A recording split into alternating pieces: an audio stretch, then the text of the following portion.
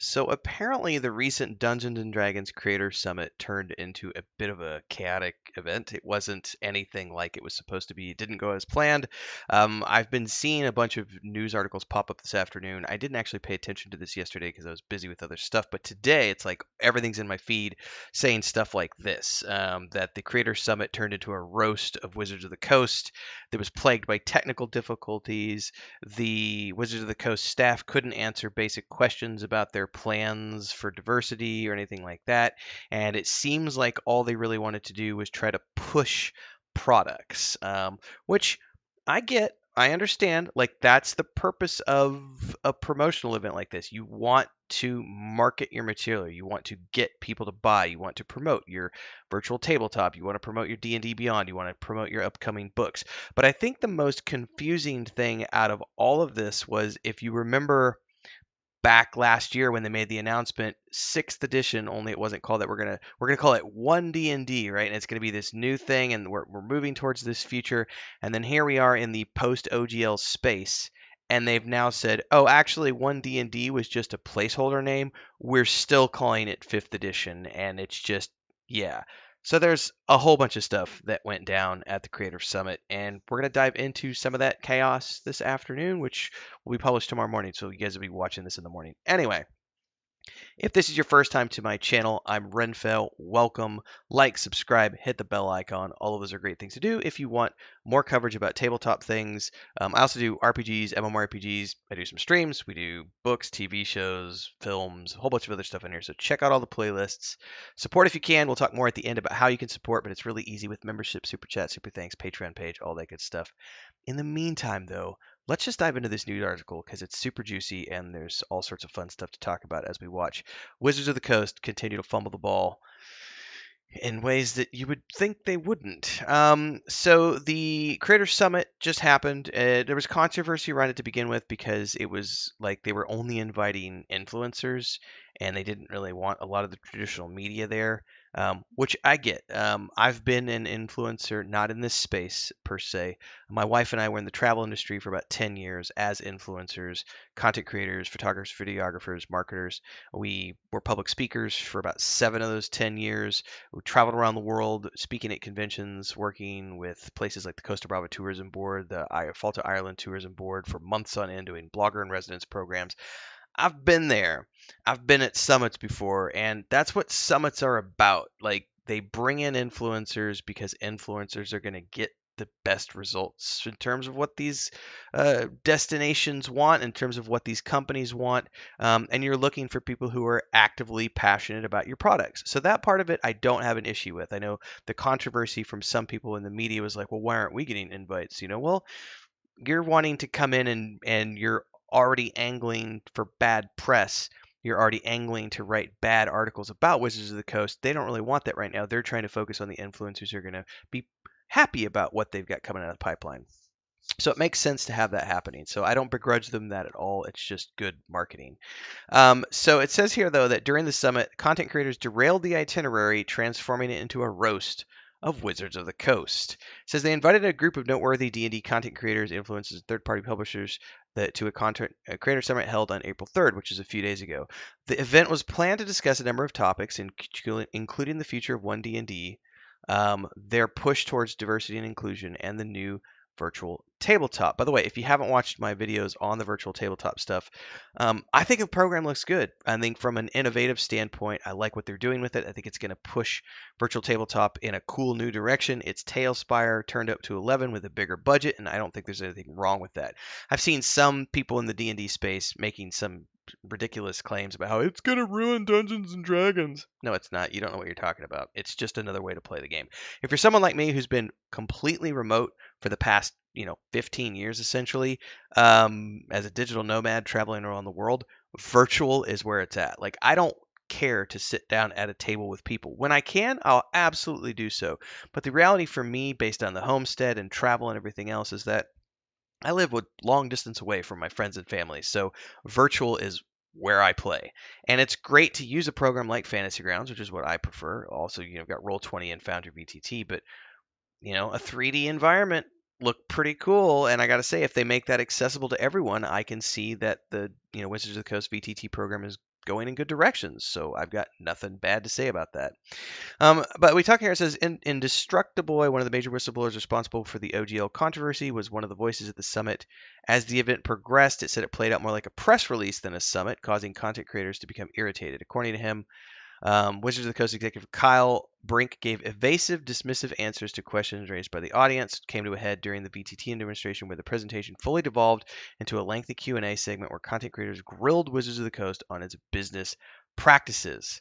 Firmly on its back foot, they then tried to bring an end to the Q&A after a tense half-hour discussion. However, the content creators at the summit unanimously voted to continue the conversation, even at the risk of missing out on some of the exclusive reveals that Wizards of the Coast had planned, which means the session continued well past the allotted time and pushed the summit itself to nearly 3 hours longer than it was supposed to. The first D&D summit that they've ever had, it says here, was messy but not unproductive. So it says, though it was disquieted by the severe reaction to its original itinerary, Wizards of the Coast only did listen. It says, notably, Associate Influence Manager Dixon Dubois was named as a particularly helpful speaker who mediated between Wizards of the Coast and gathered influence by offering definitive answers. And it says several creators reported staff members approaching them afterwards asking what they could do differently to improve future events.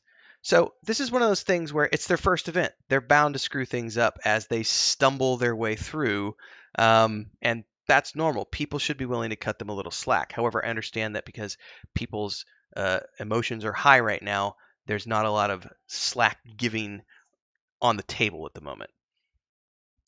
Meanwhile, we can take a look over at Wargamer, and they talk about how One D&D is a revision of 5e, not a new edition. It says influencers and content creators were told that the One D&D was framed as a revision to the 5th edition rule set with an emphasis on compatibility conversion. And according to game designer and cultural consultant Daniel Kwan, who wrote about the experience of attending on Substack, they are effectively revising the current game that is in place. It says here that it's always been a little unclear on how much of a departure One D&D would be. It was first revealed in August of 2022 and introduced as a new generation of D&D. And everybody was told that One D&D would be compatible with 5th edition, but that it was evolving beyond that point. But it said here that at the Content Creator D&D Summit, it was made clear that One D&D is not D&D 6th edition or even D&D 5.5e. It sounds more like a rules update than a brand new version of the game, so those anticipating sweeping changes will perhaps be disappointed or relieved. It's just, it's one of those things where I think Game Rant has a piece on this too. Let's pull this up. I just think that it's silly that they went to all this effort to do like One D&D back in 2022, and then we get past the OGL, and now suddenly it's all about, well, actually, guys, we're just gonna keep the 5th edition thing. And I think that's because they saw that once they put the 5th edition rules out there in the open under Creative Commons, everyone still wants to use 5th edition. And so they went, maybe we should stick with 5th edition too and not move away from that and just adapt our plans. And so apparently they are completely giving up on the One D&D brand naming entirely, and everything's going to be marketed more directly as 5th edition. This is the stupidest thing I've heard. I'm gonna call it like I see it for this one, because they did make a huge deal out of this in August of 2022, coming out and being like, One D&D is the future of everything, and here they are, it was 6 months later. I don't even know how many. It's not been a year ago. I might have said a year. It's not been a year, but how many months it's been, and they're just abandoning it so that they can keep the 5th edition. And I think it's because 5th edition is still such a recognizable thing, and they need that recognizability to continue to maintain sales, because if they try to move away from that, it's going to fail for them. And also, I think they're looking at what like Black Flag is doing, Project Black Flag with Cobalt Press and all these other content creators who are coming out and still using 5th edition compatible stuff with it, with the SRD being out there now. And I think they realize that if they want to maintain that ecosystem, they're going to have to keep using that 5th edition naming. Food for thought. It says here that D&D is likely choosing to do this because of feedback it received from its playtests, though it had initially claimed the One D&D would be fully backwards compatible. It says here that many fans did not think the content from Unearthed Arcana would play nicely with previous D&D books, and it said to many One D&D felt like a new addition rather than a simple evolution of the rule set. It said it's also possible that they're trying to distance itself from One D&D name to drive home the fact that it isn't trying to reinvent the wheel. I think I'm voting for that. Also, rebranding would confuse new players who might think that the old 5th edition adventure paths and products wouldn't be able to be used with One D&D books. I'm pretty sure that's what it's all about. It's about maintaining that status quo because they need to maintain that market share and sales, and so they got to do whatever they can. Food for thought. And finally, we're going to dive into tabletopgamingnews.com here as they have an article that talks about how the Creator Summit was plagued by controversy and technical issues. The issue as it being the first event. So I would like to say this is one of the areas which I mentioned earlier. I would give them a little bit of the benefit of the doubt because I have participated in first time events in the past. And there's usually some types of hiccups in terms of audio visual, people not necessarily having done a big event before and stumbling a little bit as they're trying to get out of the gate. And it sounds like a lot of that happened. Writer and podcaster Daniel Kwan reported that the virtual sessions were plagued by technical issues, including problems with video and audio and visual feeds, which prevented many virtual participants from engaging fully with the content. I even had this. We were at the Indie Game Dev Showcase in Austin, Texas in 2017, and I was there as part of the top 10 indie games that were presenting with IBM, and got up on stage, and we had done a dry run with the production team already. We had our video, our USB with the video on it that was plugged in. They were ready to go. The audiovisual team told me to get up on stage. I was the first presenter out of 10. So I was like, cool, I'm going to get my chance to be the leader of the pack and present our game to this amazing audience. I get up on stage and they can't get the frickin' video to play. And so I have to give a dry presentation with no video because they can't get it to work up on the screen behind me. And it was like, come on, guys. Like, you guys are supposedly, professionals who have done this before, and you can't even get a simple USB drive to work. And it worked 45 minutes ago when we did the dry run and rehearsals with all of the presenters. So, I mean, audiovisual things can happen from time to time. It's frustrating when it does. I don't think it's the end of the world. It's one of those things where it sucks, but I don't know that it's necessarily something that I would be nitpicking on too much. Worth mentioning, of course, but not. I think that this thing here, it says it raises question about their ability to manage such events. I don't think that that's necessarily fair. I think it's just this was their first time doing it. They'll stumbled a little bit out of the gate. They will learn how to make those things better in the future. I can also tell you one of the big travel conferences we used to present at, Chris and I, the one they did in Cancun. This is back in like 2014 or 15, I want to say. They did not anticipate the needs of 1,200 participants in terms of internet. So when and this is not the people who put on the event was not them, but the on ground audiovisual conference. The conference is being held at one of these big all inclusive resorts, and they had done events there before, but they had never done anything at this level, and the internet was just a shit show. Um, there was like no bandwidth for anybody because you had like 1,200 people trying to, everybody's bloggers and influencers and videographers and photographers. So everyone's trying to be online at the same time, and it just was like melting the bandwidth across the board. So, I mean, it happens sometimes. In the future, they did get much better at not having that issue.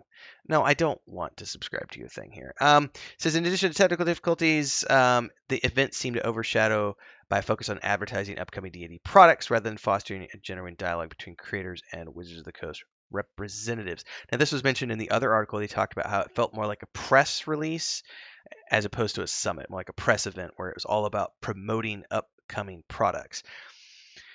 Now, again, first time they've done this, they're going to probably learn for this and take away the feedback and go, oh, maybe we shouldn't have pushed our products so hard. But again, Wizards of the Coast is a corporate entity, and their number one thing right now is we got to be profitable. We have investors, we have heads of state, we have Hasbro breathing down our neck. We've messed up big time with the OGL. We got to get sales back. They've already been milking their milking their Magic the Gathering um, um, customers dry. Now they're trying to target that Dungeons and Dragons community and figure out how to milk them as much as they can. It says here though a particularly perplexing aspect was the whole One D&D thing, which is just we talked about that earlier. It's crazy.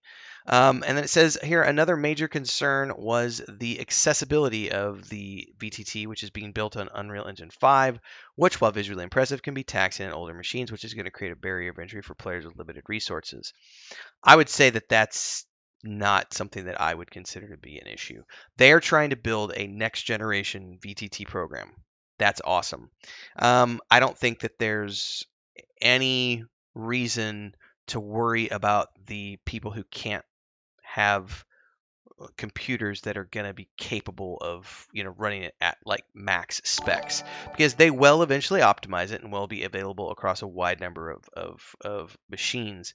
It's still so far away from being completed. Like, they aren't even getting into the pre-alpha stuff until the end of 2020.